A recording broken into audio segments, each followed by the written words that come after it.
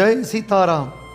கோவை பீளமேடு ஸ்ரீ அஷ்டாம் சவரத ஆஞ்சநேய சுவாமி நாள்தோறும் ஒரு அலங்காரத்தில் சேவை சாதிக்கிறார். ஸ்ரீ ராமநவமியில் ராமனாகவும் கிருஷ்ண ஜெயந்தியில் கிருஷ்ணனாகவும் சேவை சாதிக்கக்கூடிய நம் சுவாமி இந்த வருடம் கிருஷ்ண ஜெயந்தியில் வைஷ்ணவ அபிமான ஸ்தலமாம் கும்பகோணம் மன்னார்குடி ராஜகோபால சுவாமி திருக்கோலத்தில் சேவை சாதித்தார்.